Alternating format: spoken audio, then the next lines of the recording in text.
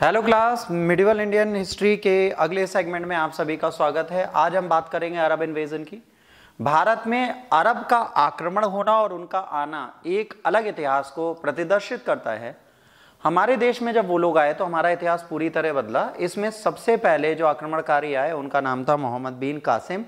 हमें इनके बारे में सारी चीजें पढ़नी है। ये मोहम्मद बिन कासिम में अरब का इन्वेजन हुआ और मोहम्मद बिन कासिम इसमें सबसे इंपॉर्टेंट थे। इनकी हम यहाँ पर बात कर रहे हैं। अब अरब इन्वेजन से पहले हमको इस्लाम के बारे में पढ़ना चाहिए। तो प्रोफेट मोहम्मद साहब जो थे, इन्होंने इस्लाम को प्रारंभ किया, अरब में पैदा हुए। इनके बाद ही अरेबियंस ने 712 में सबसे पहले सिंध को कनकर किया और यहीं से अरब इन्वेजन स्टार्ट हुआ। पहले मुस्लिम आक्रमणकारी भारत में मोहम्मद बिन कासिम माने जाते हैं। अल हजीजी गवर्नर इराक के थे, उन्होंने मोहम्मद बिन कासिम को भारत भेजा। इन्होंने सिंध को कैप्चर कर लिया, वालिद खलीफा थे उनकी परमिशन से। बैटल ऑफ रेवार होती है, रेवार का युद्ध होता है जिसमें मोहम्मद बिन कासिम दाहिर को हरा देते हैं और मुल्तान और सिंध कैप्चर कर लेते हैं। मुल्तान को उस टाइम पे सिटी ऑफ गोल्ड बोला जाता था। मुल्तान को सिटी ऑफ गोल्ड बोला जाता था। इसका मतलब क्या हो गया बच्चों? इसका मतलब हो गया एक ट्राइब से आए थे जो एक डेजर्टेड लैंड में थी, तो यहां पर कुछ विकास की चीजें तो होती नहीं थी पर इस जगह थी। तो यहां जब आए तो इनको यहाँ बहुत सारी धन दौलत संपदा और बड़े बड़े एम्पायर मिले, तो इन्होंने इसका नाम सिटी ऑफ गोल्ड रख दिया। एडमिनिस्ट्रेटिव सिस्टम की अगर बात करेंगे, सिंध और मुल्तान को नंबर ऑफ इक्ताज में बांट दिया गया मोहम्मद बिन कासिम द्वारा, ठीक है। और मिलिट्री हेड जो होते थे, ऑफिशियल हेड इक्तेदार होते थे। इस सब डिवीजन को एडमिनिस्टर करते थे लोकल हिंदू ऑफिसर, और जजिया इंपोज कर दिया गया जो मुसलमान नहीं थे। अब ध्यान दीजिए, जो इक्ता सिस्टम आने वाले टाइम पे तुतमिस एस्टेब्लिश करेंगे उसकी रूपरेखा यहां से बन गई।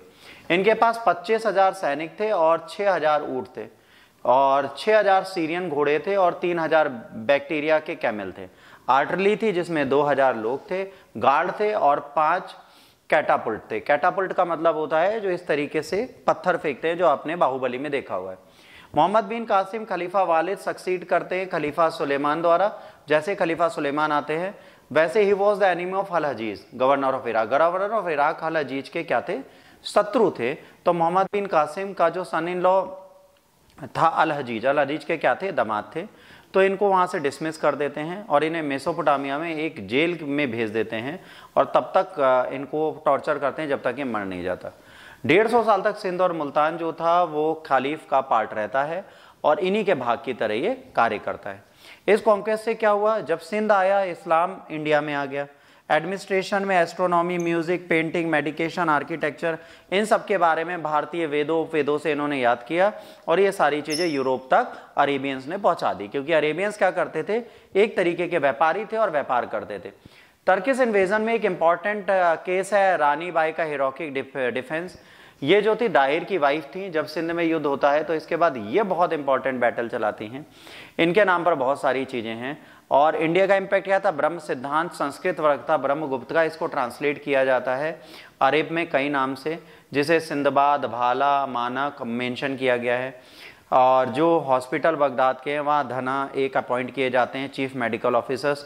तो कहीं ना कहीं इंडियन मेडिकेशन, एस्ट्रोलॉजी, आइडियोलॉजी को अरब्स ने बहुत ज़्यादा अपनाया और इसी को यूरोप में पहुंचाया।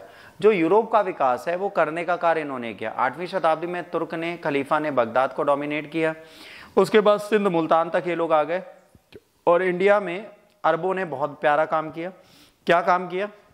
यहाँ के सारे ज्ञान को उठाया और विदेशों तक पहुंचा दिया।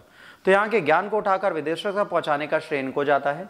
अगले वीडियो के लिए प्रतीक्षा करें। अगर आपको वीडियो अच्छा लगा तो लाइक, शेयर, सब्सक्राइब करना ना भूलें। God bless you all, take care, जय हिंद, वंदे मातरम।